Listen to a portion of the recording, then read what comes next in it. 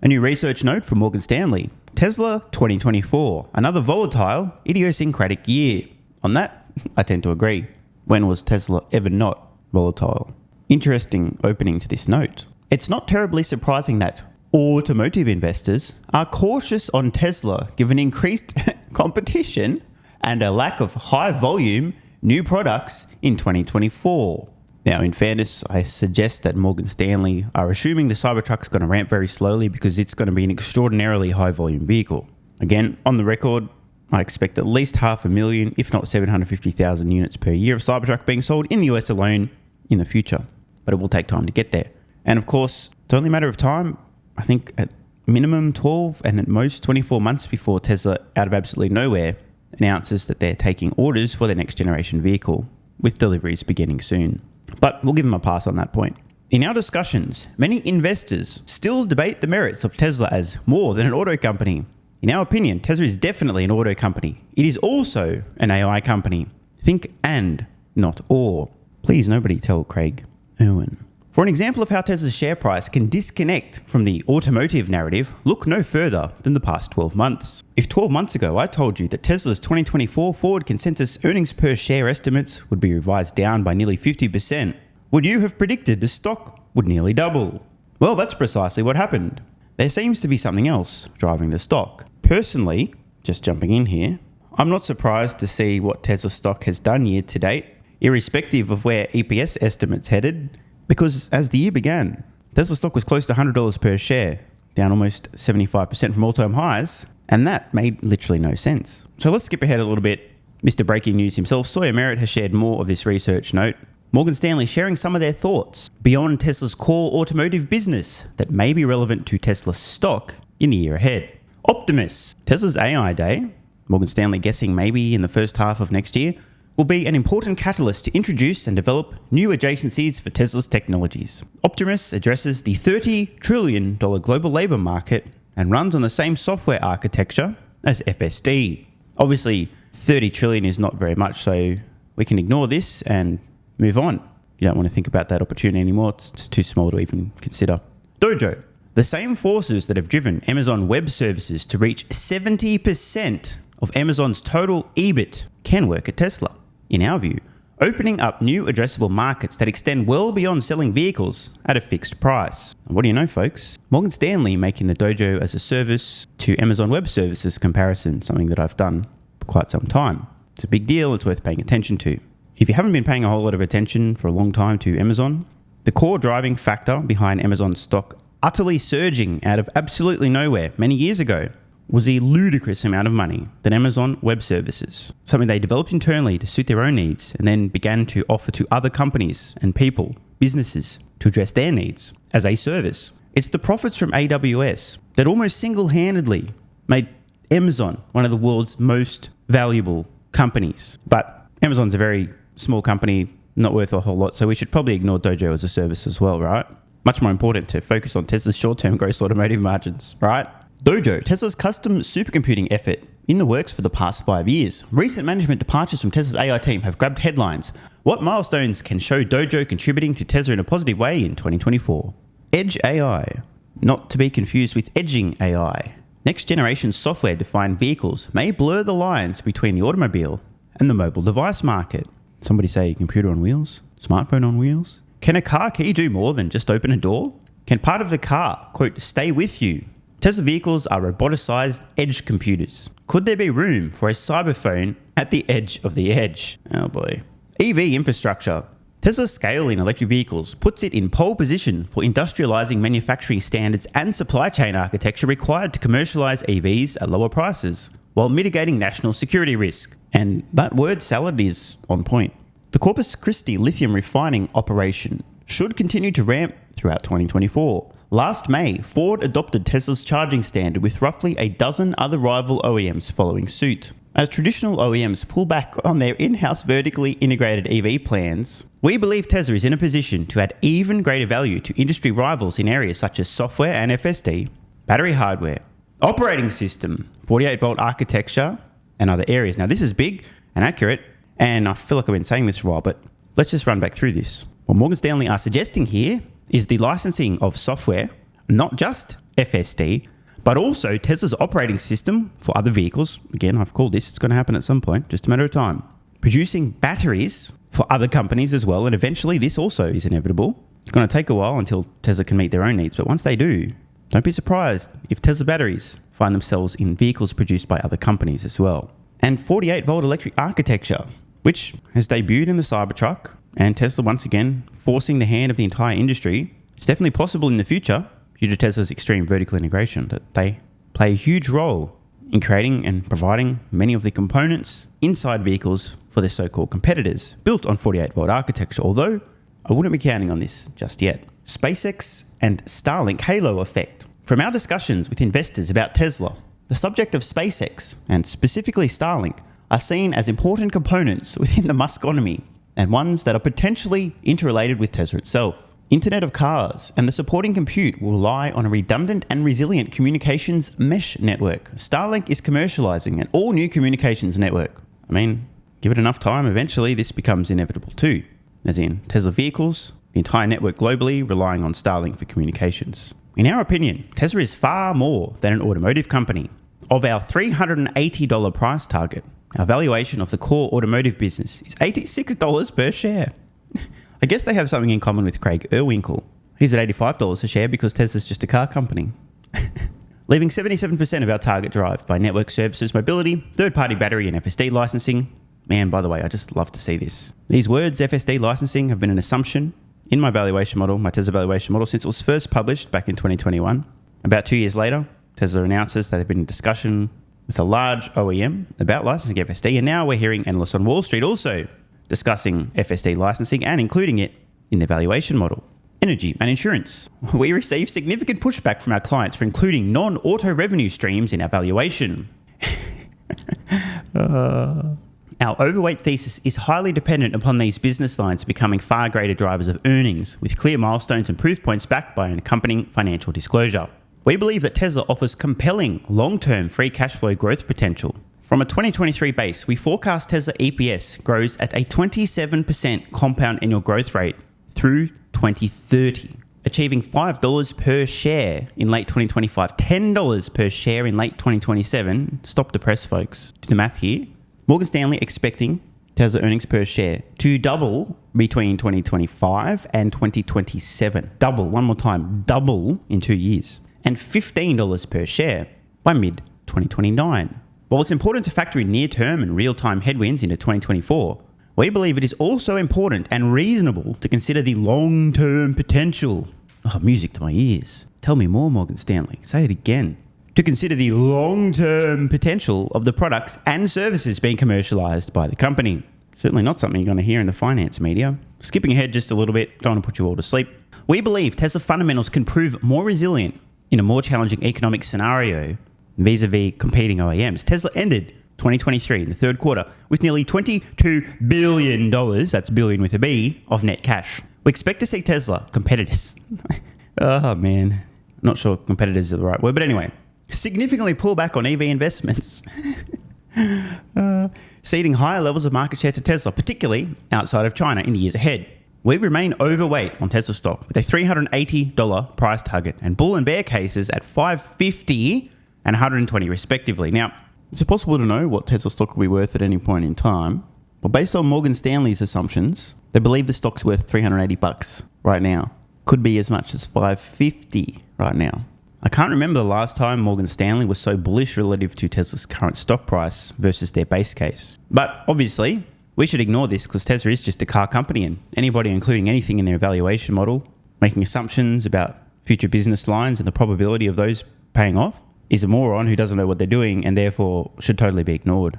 Analyst talks Tesla bull case for 2024. We think there's a lot of earnings growth, apparently. Our next guest maintains a buy rating on the stock and a $267 price target. Here to give us the bull case for Tesla, George Giannarakis, who is the Canaccord Genuity Managing Director here. George, take us into your thesis here and outlook going into 2024. So happy holidays and thanks for having me on. Look, Tesla had a difficult 2023 because, as you guys referred to, they had to cut prices in order to stimulate demand for their vehicles. And the goal was always to counter the impacts of interest rate increases. But But I thought it was Elon having opinions that was destroying Tesla. How dare this guy suggest that interest rates had an impact on Tesla?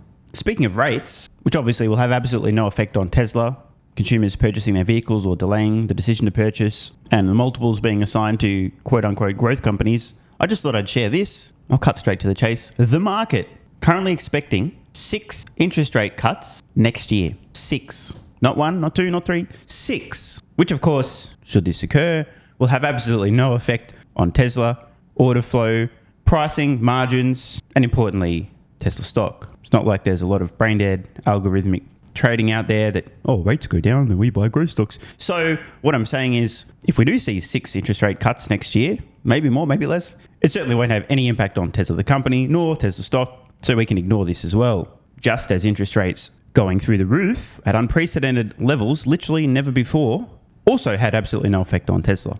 And keep that monthly payment sort of the same. And there was some data out yesterday that talked about EVs finally sort of catching up to ICE vehicles, and that price gap being anywhere between $5,000 and $8,000 on average. So we're pretty close. And as that gap closes, I mean, we believe that EVs are superior in almost every way to ICE vehicles. So we should really see adoption hit the S curve. Now, in terms of what the outlook is for 2024, the last conference call Tesla had was one of the most morbid I've ever heard, and I've been covering the stock for a long time. And what that did was it resulted in estimates for next year, for 2024, coming down. So Tesla's always had this aspirational goal of growing its units by 50% a year. The good news is that now consensus is about 20%. So people have already factored in this reduction in an outlook for 2024. So we'll see what they have to say about demand. We're at about a little bit less than 2.3 million units. The street's about a little bit less than 2.2, and we'll see where they end up. But ultimately, what people are looking to is not what happened this year or might not even happen next year. It's the earnings growth outlook for 2025 and beyond. The man is spitting some facts here. The biggest mistake, in my opinion, that so-called investors who are anything but make when looking at Tesla is assessing and analysing the company over a micro-penis length time frame, missing the forest for the trees, refusing to acknowledge the earnings growth, the trajectory of revenues, the future business lines, the technological dominance. Instead, just panicking over extremely short-term irrelevant specs in the scheme of things like gross automotive margins today, tomorrow, and next quarter. The reason I repeat myself day after day after day after day is just to make sure that I've made it very clear that this is a very large mistake. 10 years from now, and 20 years from now, and wait for it, 30 years from now, I think most people are going to look back at Tesla with a market cap, let's just call it around $700-800 billion, and think it's a typo. And those who panic sold Tesla stock because gross automotive margins were contracting slightly during unprecedented interest rate rises definitely won't have any regrets. Moving on. And we're close to $10 in earnings in 2025, probably more than that in 2026 and 2027, hopefully. And what we assume is obviously a lot of unit growth, but also a return to mid-20s gross margin. And over time, we think that margin has significant upside as they upsell full self-driving software to all the vehicles that are out there in the marketplace. George, when you talk to investors, is there a subset that say, George, we appreciate your bullish take, we get it, we like what Tesla's working on, but we are not real fans of Elon Musk and how he has just come out here and on various social issues, and we are concerned about how this company might fare over the next few years because of what Musk does with X, SpaceX, whatever is the case? It's so hard to take these questions seriously. And before we even hear the response from George here, you guys might recall me sharing my thoughts on this issue repeatedly outside of a very, very small few geographic bubbles in certain parts of the United States, especially on the West Coast in California, among vapid virtue signaling twats who care more about how people perceive them than anything else. Apart from these few virtue signalers, approximately 0 people give a flying fuck about Elon Musk's opinions or what he's doing when Tesla's products are so compelling and such great value. In addition, for every one extremely loud, very vocal, butthurt baby crying Elon bad, Elon having opinions is bad, I'm running for the... let's not go there. There may in fact be at least one person who previously had heard some fake news about Elon Musk and then sees the guy standing up for free speech, suggesting that it's probably not cool to be cutting off children's genitals and sterilizing them, asking questions, calling out activist groups who are propagating anti-white racism and so on, who go, the balls on this guy. The fake news told me that Elon bad, but this guy's got some courage and convictions. I'm a big fan. let me check out one of these Teslas after all. And now, this is no longer just my opinion. Some next level trolling from whole Mars on X. Elon Musk's decision to buy Twitter and turn into a right-wing edgelord has destroyed Tesla's brand forever. And he shared this. Has Elon Musk made you more or less likely to buy or lease a Tesla? Asked among respondents who said they'd like to drive an EV in the future. So these are people whose opinions are relevant because these are people who intend on driving an electric vehicle or at least would like to drive an electric vehicle in the future. So let's orient you folks around this. Has Elon Musk made you more or less likely to buy or lease a Tesla? More likely is blue, no impact is grey, and less likely in peach. So let me explain here. Combined, these three responses make up 100%. So let's see what's happened. In February 2023, slightly more people responded that Elon Musk, because Elon bad, makes them less likely to buy or lease a Tesla. Minimal, slightly less likely. So overall, roughly 1/3 of people, no impact at all. Imagine that. They don't give a fuck what Elon has to say. Almost 1/3 of people actually more likely to buy a Tesla because, I thought Elon bad. How could that possibly be the case? How could people be more likely to buy an electric vehicle, more likely to buy, in particular, a Tesla, or lease a Tesla because of Elon Musk having opinions? I'm confused. So to be absolutely clear, at this particular juncture, February 2023, the number of people who were more likely to buy or lease a Tesla, slightly less than the number of people who were less likely. These two almost cancelling one another out. Not quite, but such an insignificant difference, it's meaningless in the scheme of things. So at peak Elon bad, hey Elon, shut up. Hey Elon, you're destroying Tesla. Hey Elon, you're ruining Tesla. Elon, stop having opinions, Elon. Don't you understand, Elon? At peak Elon bad, shut up, Elon. A tiny, insignificant number of consumers said that Elon would make them less likely to consider buying or leasing a Tesla. Just a few, making these outliers utterly irrelevant. And just over 1/3 of people less likely. So this is a very even split. But something rather strange has happened between February 2023 and November 2023. Miraculously, less than a year later, 9 months later, watch what's happened. The number of people now who say that they are more likely to buy a Tesla because of Elon Musk has increased by a meaningful amount. We can see the comparison here. Blue got bigger, now well and truly over 1/3 of people, and a major increase in the number of people who don't give a flying fuck about Elon's opinions. Doesn't make a difference either way. Imagine that. Doesn't make a difference either way. Also increasing by a meaningful amount. In fact, now more than the number of people who previously in February were less likely to buy one. And what do you know? The number of Elon bad dramatically declining. This is a very important piece of data. Now, if I were to hypothesize, pure conjecture here, I might suggest that back in February 2023, the fake news was a little bit more effective at installing beliefs into the brains of NPCs that Elon bad. And over the ensuing 9 months, more and more people have realised that they were lied to, that Elon not bad. And in fact, actually respect Elon Musk even more. We've seen a massive decline in the number of people claiming that they won't buy a Tesla. They're not interested because Elon bad, or at least they're less likely. And a major increase in the number of people who are more likely and or just don't give a shit. The biggest change, as we can see here, from the Elon bad camp. Is it possible that people got tired of seeing the hate stream media spread lies and disinformation about Elon? Is it possible that people woke up to the Biden administration's insane corruption going after Elon for no reason? Is it possible that after Elon Musk suggested that spreading anti-white racism is racist and that's bad, that a few people thought, damn, respect, bro? Is it possible that suggesting that Bob Iger go forth and procreate with himself gained more fans? Just asking the question. And is it possible that I was right all along when I said the extremely loud whining crybabies screaming from the rooftops at Elon, man, shut up, stop having opinions, etc. don't matter? They're loud, but they just don't matter in more ways than one. What?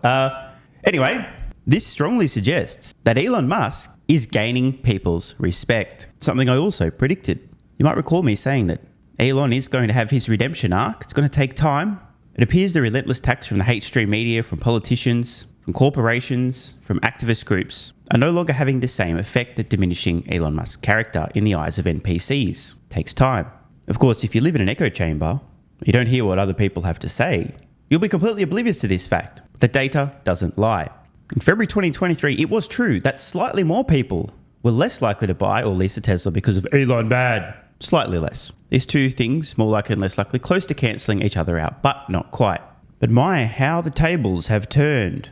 It is now a fact, this data does not lie, that Elon being Elon and Eloning is causing more people to be more likely to buy or lease a Tesla than less. So I look forward to the DMFs who said that Elon should shut up and stop having opinions because it's destroying Tesla, apologizing for being completely and utterly wrong. Oh wait, that would require a willingness to accept reality.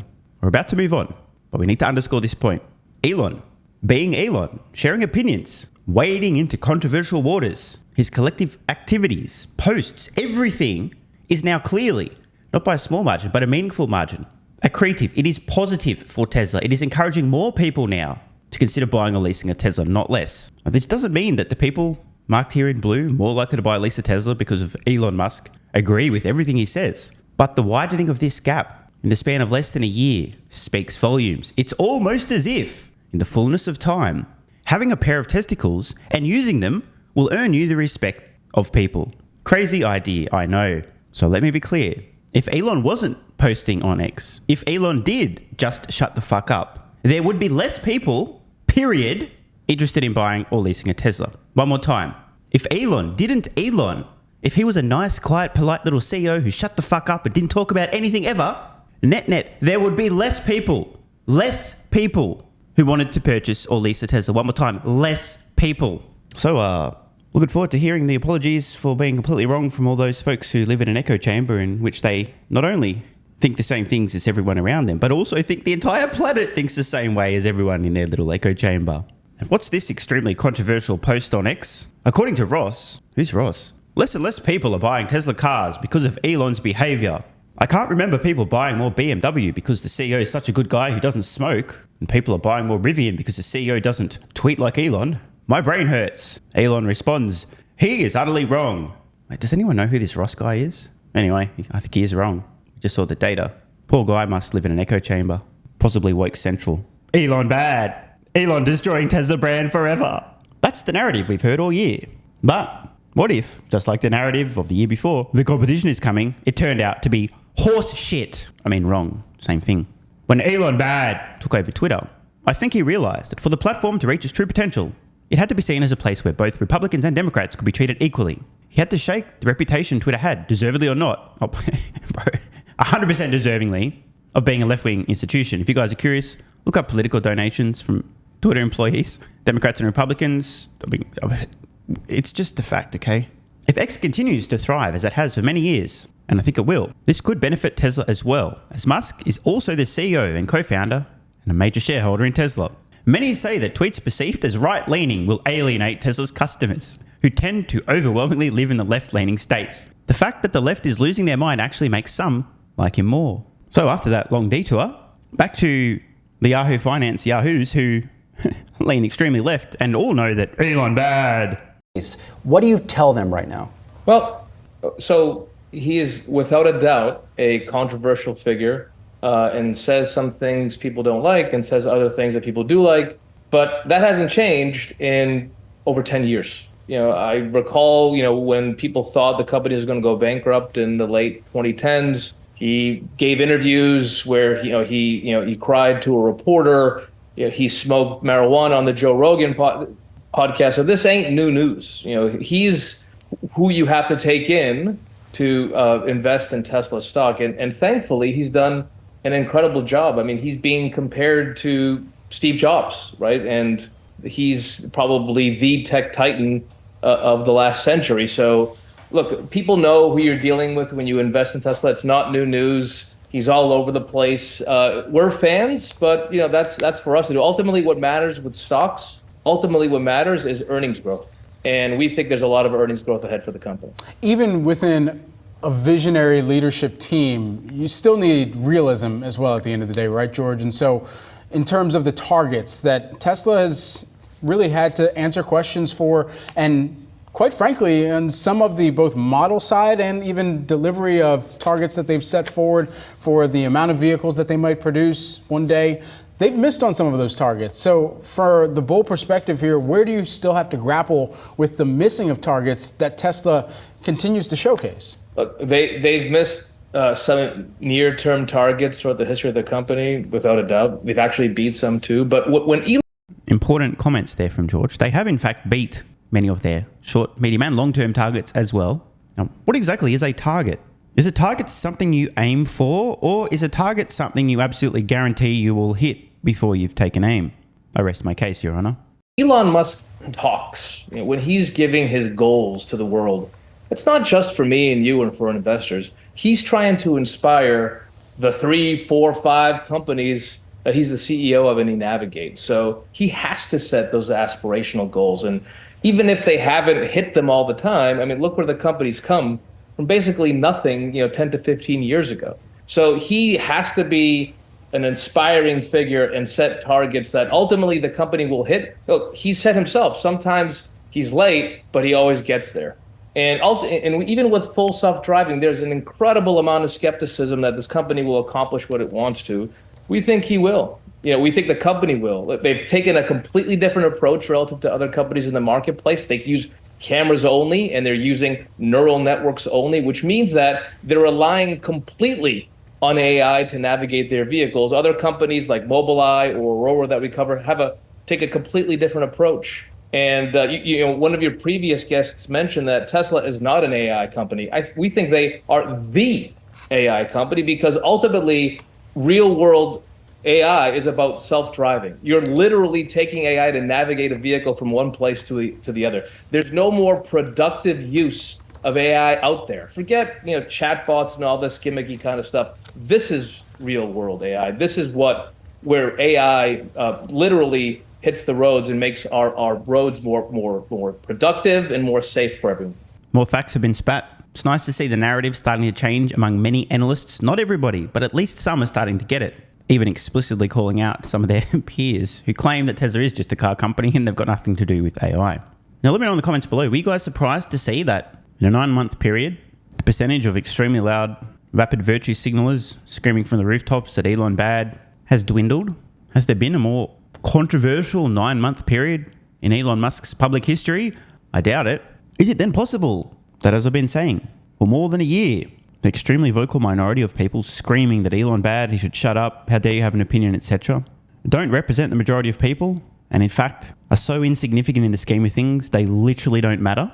I mean, they certainly have strong opinions, but the data does not seem to be backing them up. Who'd have thought? Want more content? Early access? Bunch of perks? Click the links in the pinned comment. AG1 has given me a massive, meaningful boost in energy, allowing me to do a lot more every day, including using my brain more and using my body more. I highly recommend you guys and girls check it out. It's an excellent way to fill in nutritional gaps. It's got 75 high-quality vitamins, minerals, and whole food source nutrients, plus prebiotics and probiotics and digestive enzymes and adaptogens to help you deal with stress. Plus, if you click the link in the pinned comment or head to drinkag1.com/SMR, you can get yourself a 1-year free supply of vitamin D3 and K2. But don't take my word for it. Here's what some of you guys and girls have to say. AG1 has changed my life. I was, as you described, treating myself like a circus, ate like trash, rarely exercised, used alcohol as a stress crutch, cannabis also. AG1 is what gave me the kick in the ass, got me back to the gym, motivated me to do more for myself, family, my business, etc. Keep doing what you do. Now, I know there's some skeptics, the same kind of people who think Elon Musk is a fraud, reading this going, what do you thought? There's no way that's possible, bro. It must be a placebo effect. Believe it or not, this is a recurring theme. If you give your body everything it needs to feel and perform its best, including having a lot more energy, you'll need ways to use that energy. For me personally, that includes more exercise, moving my body more social activity, and more cognitively demanding tasks, including producing a ton of exclusive content over on Twitter and on Patreon, plus my daily YouTube uploads. The proof's in the pudding. On to another testimonial from a viewer of this channel. SMR, you asked me to provide feedback on AG1. Here it is. It has helped with mental acuity, stamina, and intestinal waste management. Can't read between the lines. It certainly helps with regularity and digestion. That's what the digestive enzymes are for. It has also dramatically reduced my cravings for sugar. You guys need to stop eating sugar. It's fucking poison. I'm 50, 5'9", and overweight, aka a fat motherfucker. I think that's a technical term for overweight, isn't it? Is it fat motherfucker or obese? I can't remember. I average 100 hours a week in the West Texas oil fields as a safety supervisor. Jesus Christ, dude. No wonder you're struggling to keep your weight under control. 100 hours a week. Brutal. It has helped me lose weight. It is not an appetite suppressant. It can help fat people suppress cravings, and motivation to be healthier is critical for changing your diet. Love you, brother. Again, this is a great point. It's something people really don't seem to grasp. If you have more energy, everything becomes easier. It's like turning on easy mode for life. A few years ago, before I was taking AG1, my health was trash. I was struggling to get through the day, had afternoon fatigue. The last thing I wanted to do was either use my brain or move my body. Didn't have the energy. Now, my biggest struggle every day is figuring out ways to use that energy. I'm exercising way more, doing a lot more with my friends and family, and of course, my work output has increased substantially. And you can fact check me. Check out the average length of my videos I was posting to YouTube 3 years ago. Need I say more? And one final testimonial. Love this one. Okay, here's the deal for me with this AG1 shit. I'm 41 years old and not the type to eat, drink, smoke, or sleep healthy, so I was skeptical. That being said, here's what I experienced. Day 1, meh. Day 2, afternoon fatigue was about 45 minutes late. Day 3, 0 afternoon fatigue. Day 4, 0 afternoon fatigue plus extra energy. Day 5, again, 0 afternoon fatigue plus energy, wondering, what the fuck, really? See, this is the thing, right? The results for many people are just almost too good to be true. This is the same experience I had. My afternoon fatigue just vanished out of nowhere. I'm like, wait, what the fuck? Why am I not tired in the afternoons anymore? Surely, it's not that AG1, is it? Turns out it was. Day 6 and 7, same thing. Day 8, same thing. Plus, I had the want to get things done around the house that I normally would slack off and not get done. Again, the point, extra energy, you'll need to use it. You'll find ways to use it. Day 9, 10, and 11, and today is day 12. I fucking love it. So however you managed to get me to buy it, I'm so glad you did. Thank you so much, SMR. It really changed me so far. Guys, this shit really works. Just try it. By the way, this is the reason I continue to relentlessly promote AG1. A lot of people get real fucking mad in the comments. Oh my God, Snake Oil Salmon's sold out. Oh my God, he's a scammer. This is fraud. But constantly, I'm pretty sure everyone making these comments is also currently short Tesla stock. I'm not particularly concerned about people having a negative perception, those folks suffering from small brain syndrome, still living in my bum's basement syndrome, etc., writing mean comments, claiming AG1's a scam or it doesn't work. I mean, bro, when I get feedback like this is what keeps me going. Just try this stuff for a month, and if you don't get these results, get your money back. See, it's a literal no-brainer. It's an IQ test at this point in time. Testimonial after testimonial after testimonial like this. Get your money back if it doesn't work. Just try it for a month, and if it doesn't work, get your money back. Today's the day. It's finally time. Be like this guy who was a massive skeptic, but finally, after 1,000 promotions in a row, caved in, tried AG1, and has results like this. Head to drinkag1.com/SMR or click the link at the pinned comment, and please, let me know how you're feeling in a few weeks' time. Now, if you'll excuse me, time to put my extra energy to good use. I'll be recording some more exclusive content for Patreon and my Twitter subscribers. So click the links at the pinned comment. See you over on Twitter and or Patreon, and don't forget to grab your AG1. Love ya.